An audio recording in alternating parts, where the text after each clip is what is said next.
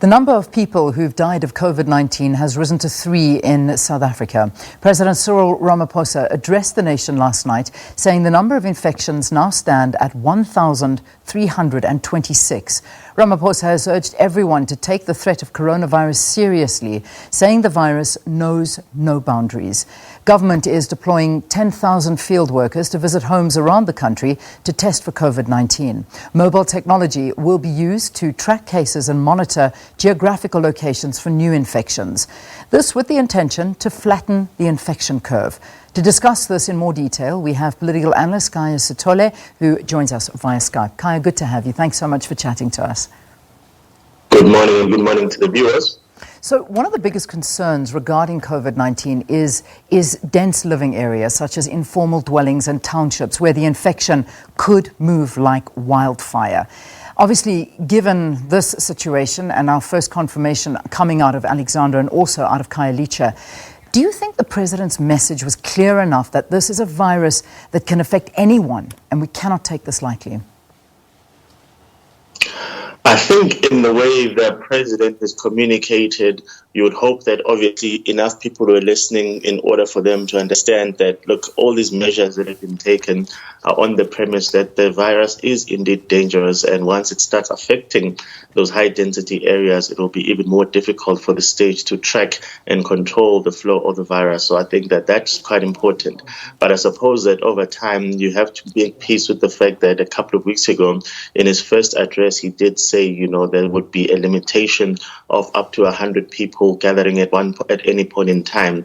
And that unfortunately gave too many people the impression that actually congregating is not the problem for as long as you can limit it to 100 people. So now it's been quite difficult for a lot of people to then disabuse themselves of that notion of saying, well, actually, it can't be that bad. It only becomes an issue once there's significant numbers of people that get together, because that is not the issue. 2 people, 3 people could essentially transmit the virus amongst themselves.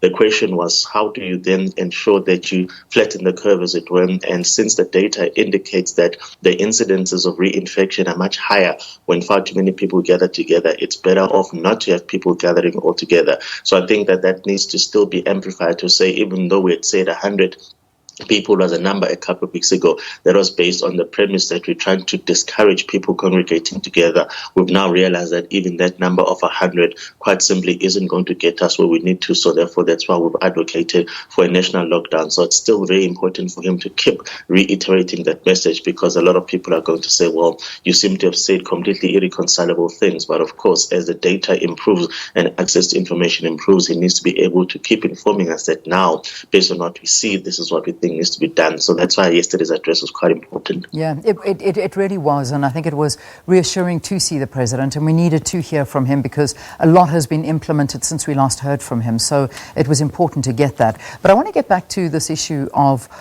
areas where we are now seeing cases coming through. Alexandra Township, this in Gauteng, a man actually testing positive. He was instructed to quarantine, as were the 5 people he came into contact with. Then the story continues is that he decided to leave and go to Limpopo. He was found by the health department trackers and then isolated. Now, if any of the people he came into contact with after he left actually died from coronavirus, what, in your opinion, should actually happen to someone like this? I mean, getting back to that messages, obviously a very strong message needs to be sent to South Africans at a time like this. Should anyone who does something like this actually be charged with murder?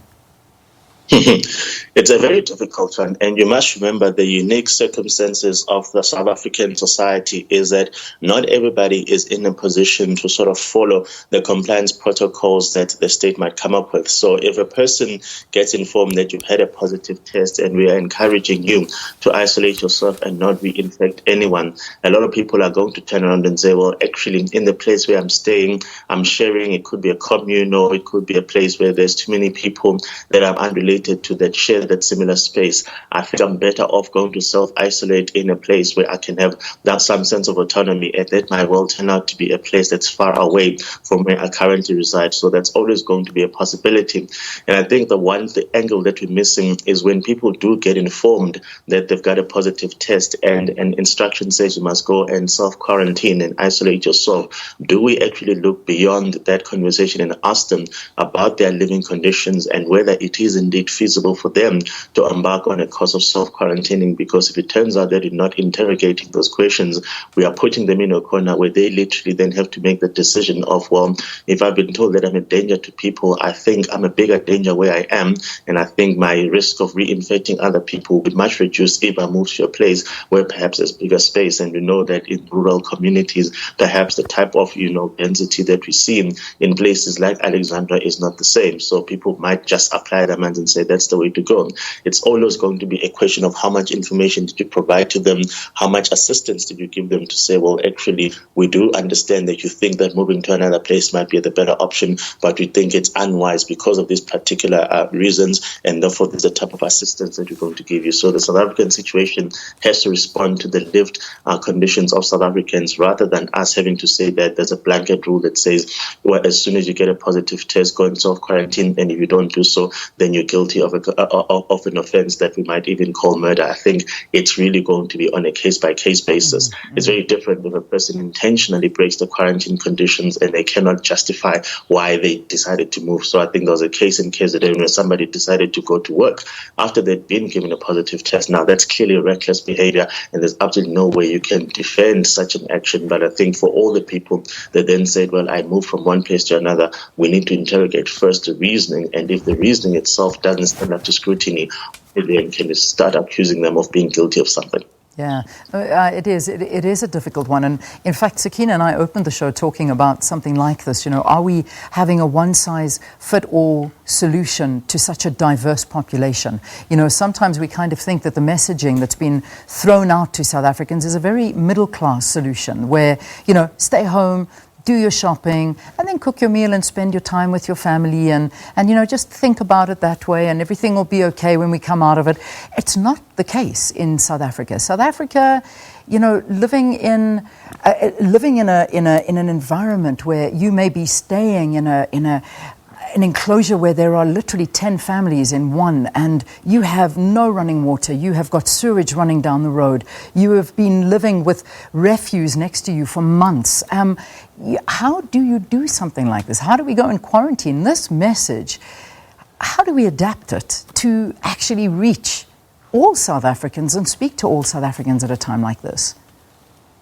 Well, I think, in instances like this, we then have to go back and look at perhaps what are the primary interface points that society has with government. And you would think that at the ward councillor level, perhaps at the district, at the municipality level, that's when the capacity to deliver the message is much greater than what you have at the national level. So for one example, someone tweeted yesterday, someone who usually tweets very controversial issues, but one of the questions was, why did the president address the country in English? And my initial thought there was to say, well, the president could have tried to address the country in any other language, but we know that the reality here is that a lot of the people that work for various media agencies understand the English language, so you stand a much better chance of transmitting it in that language and then putting the onus on the various media houses, the various radio stations to say, please translate the president's message into a language that your constituency understands. So in that case, you will issue one message that can then be cascaded to a much greater audience, rather than him having chosen another language where perhaps the ability to translate and transmit the language is not as strengthened as the English language is. And that's the reality of what South Africa is all about.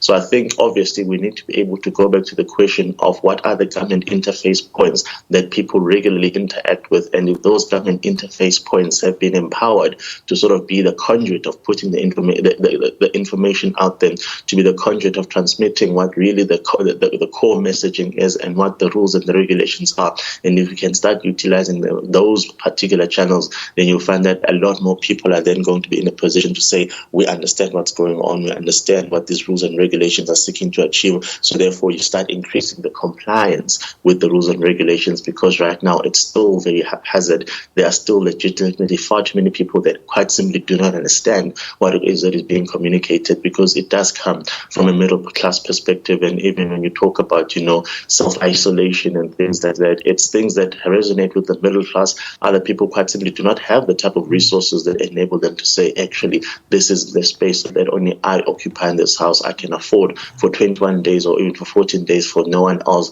to need or to utilize the space, and then we can go on living as we are. That's just simply not the South African story. Yeah. It really is a harsh reality. In terms of messaging, I know I may be corrected, and I apologize if I am wrong, but I think the President may be sending out some announcements in different languages today, but that's yet to be confirmed. But I did see something like that coming out today. But last night, I beg your pardon. The President announced that about 10,000 field workers will visit homes in rural areas as well as towns and cities to conduct testing on those who need it, and that mobile technology will now be used to track cases and monitor geographical locations of infections.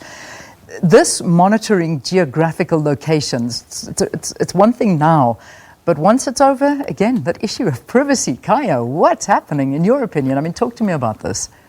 George Orwell, 1984, here we are. Yeah. And yes, of course, it's really going to be a difficult one to then understand what the parameters of that access to information are going to be. And remember, a lot of the people have been saying that, look, once this is done, we actually need to come and use this as a case study to figure out that once the disaster, the state of disaster was declared, what happened to the existing civil liberties that citizens enjoyed? Was there an encroachment on those rights? And if that was an encroachment, was it justified in relation to what it is that we're trying to contain? So I think a lot of people are still taking notes and saying, well, actually, as far as we're concerned, these are the limits to the type of data that can be collected about individuals. And once the data has been collected, this is how the data needs to be stored. This is the integrity of the data that we expect from a country. And when instances like this happen, the question must then be, well, how have we dealt with this one differently? And if we have sort of broken that particular line that we thought we'd never breach before, we then need to be able to write rules around it so that later on we do not see this data now being used for other means. So it's going to be a very interesting one. But I think when we are trying to deal with the pandemic and lives are being lost, it's going to be very difficult to justify saying that the government shouldn't do this, because the cost of not doing it is much greater than what you and I might think are the limitations of personal data and the security thereof. I want to talk finances now as well. We saw last night during the announcement that the President said that the Motsepe Foundation as well as NASPAS donated 1 billion and 1.5 respectively to the Solidarity Response Fund, and the Alibaba founder Jack Ma also donated vital medical supplies. Do you think that the position of the President has taken is contributing towards all of this as well? I think, obviously, the President is the type of person that is able to reach across the table, even particularly to the private sector, and really get them to step up and say, this is how much we're going to put and contribute to this particular initiative. And I think that's obviously credit to his ability to engage and his ability to convince people about the necessity for them to step in and assist the country. And I think obviously if you look at the size of the donations that have been made, these are not insignificant, and these donations are definitely going to help if they're deployed properly. And our biggest challenge is to then ask ourselves the question of what are the most important resources that need to be acquired or need to be financed in this particular immediate term, where those funds should then be deployed in order for us to get the best health and indeed best social outcome. So it's going to be a question of how well do you actually utilize these funds. And of course, if we do as best as we can, then that's literally the only thing that the government can ever be assessed on. It is a pandemic. It's completely unknown territory, and the rules aren't clear as people would like them to be. And the President even said yesterday that, look, mistakes are going to happen. All we can do is learn from them. Yeah. Now, you're just hoping that in that learning process, people actually take heed of what it is that gets said, and take note of the different sources of information, take note of the different views out there, and then come up with what is regarded as the most universally acceptable solution rather than the perfect one. Yeah, this Solidarity Response Fund, what are your views on it? Well, it's important for us to have a conduit of saying people can contribute. And a lot of people have been asking, why did it not go straight to National Treasury, for example? And of course, the Treasury and the fiscus have got different rules on how funds get allocated and reallocated. So to then put it through them would actually then subject you to the type of red tape that is inherent in the state bureaucracy. And at this stage, if you want to be able to really just get the funds to the deserving parties or to the necessary parties in a as fast as possible, you probably wanted to set up a parallel structure like the Solidarity Fund. So I think the considerations around how do we actually then ensure that we don't get stuck by the red tape of government motivated the decision to say set up a structure of this nature. So I do think that the Solidarity Fund is an important one.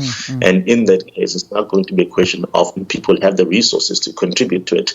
Unfortunately, the problem here is that we do not know how long this shutdown is going to last. So even people who might have excess cash out there aren't sure how long that excess cash needs to last them in order for them to be able to say, well, I've done my projections, I'll still have excess cash after the end of the lockdown, so therefore I can make this particular contribution. It's that inability to sort of know what the timeframes are that makes it very difficult for people in the middle class, for example, to then say this is the contribution that we can make, quite simply because we do not know how long the shutdown is going to last. It might be easier for people who are on full-term salaries for whom the interruption to the cash flow is not going to be reality, but for far too many South Africans, there is no cash flow to interrupt in the first place. And then for others, the cash flow interruption are going to be so great and so long-term that quite simply aren't in a position to deploy any excess resources to the Solidarity Fund. Yeah, just a couple of quick fire questions before we get to the news, Khaya.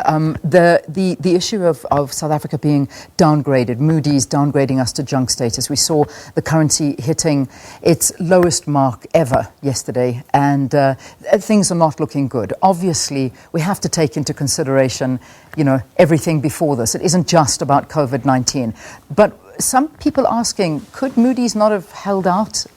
Was it necessary for us to deal with this downgrade on top of dealing with COVID-19, or was there very little option? Was this coming our way anyway? Well, Moody's has got a legitimacy and a credibility problem in that Moody's, the question that should be asking Moody's is not whether they should have held back now that there's a global pandemic. The question is, why did they hold back in the first place when all the essential variables and economic indicators have for a very long time been indicating that the junk status itself was warranted? The problem with Moody's is that it got itself entangled into the type of political considerations that should not be its primary concern. So the big issue here is that if the other two ratings agencies have said as far back as 2017 that this is our assessment of the economy, one then has to ask the question, well, what is it that Moody's saw differently? The problem that I have with this type of approach by Moody's is that if I'm sitting and I'm the minister of a particular country and then I'm thinking I need to be able to fix the economy, I need to know what the rules of the game are. I need to know what the variables are. Now, what has happened here is that you could be sitting there thinking, well, surely if I fix this variable, then I should be fine. But then what if it turns out that these ratings agencies do not see that particular fix in the same way? And that's a credibility crisis you've created here, because you're thinking, well, I can do something, and then one of the ratings agencies might say this works and the other one say it doesn't work. So I'm no longer in control of the interventions that I can activate because I quite simply don't know what the answer is. Had there been uniformity in how the ratings agencies treated perhaps a question of what's your unemployment number, then you'll know that, well, if I do this, if I reduce it by this level, this becomes an impact on the rating. But right now, we quite simply do not know what the reaction is going to be. And that, for me, is the legitimacy crisis that has been created by Moody's action long before they did the downgrade last week. All right. Final two questions throwing to you in one. Firstly, do you think that the extension is going to be extended? We already have got 21 days that we've been given. Do you think there's a possibility that this will be extended like other countries around the world? And finally, as you wrap up for us, the behavior of some of the SANDF and SAPS members on South African citizens. What is your view on this? So the initial problem is there a possibility that the lockdown can be extended? There's always a possibility, but have there been sufficient, data to indicate that it's warranted? We haven't seen that yet. And remember, our biggest problem is that whole 14-day time lag where a person could catch an infection today, but we're not going to pick it up until 14 days later. So even the data that we're seeing now on an ongoing basis is not the data relating to the lockdown period. It predates the lockdown period. So I'm much more interested in what happens, what you start seeing from day 15 onwards. And if there is a significant drop in the number of new infections, then it would indicate that the lockdown itself is working. And then the government may gradually relax some of the conditions and say, well, actually, now that we've actually even done this mass testing, having deployed 10,000 resources across the country, we can now identify what are the epicenters of this epidemic, then set particular rules for those areas, still maintain some travel restrictions, and then be able to get the economy moving again. So I don't think that an extension to a lockdown is a guarantee. We simply need to be able to monitor what happens over the next 8 or to 9 days, which will then then we're going to start seeing the type of data that relates to the lockdown period, and that's an important parameter. So once we get there, then we can be more informed to sort of see what the recommendation ought to be.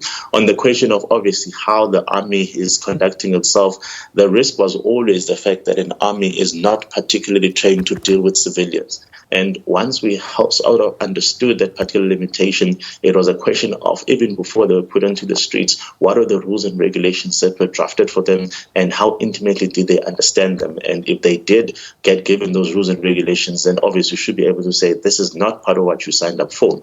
But I think in the South African context, you always understand that the rule of law is something that really becomes problematic to implement, particularly in a society where there's such a low culture of compliance. And I think obviously what we want to be able to see now is that the SANDF must be told exactly what the limits of its powers are. And remember, Leanne, the first problem is, if you're going to deploy the SANDF to deal with the civilian problem, the first question is, why do they need guns? Is there ever going to be a situation where the use of the gun is warranted? And if the answer is no, then why do they carry them? So those are the types of problems that you need to be able to deal with, because on the other side, someone will say, well, in the absence of the guns, no one will take them seriously. That speaks more to the culture of impunity that prevails across society, the culture of non-compliance with the laws and regulations. So again, it's new territory, it's a learning process, and I think if everybody looks at what has happened over the first 4 days and then says this is what we need to do going forward, then we're all going to be better off. But nobody knew what the conditions were going to be like once the lockdown was implemented. Khaya, it's always a pleasure speaking to you and hearing your views on different issues. Thank you. Khaya Sithole, political analyst, discussing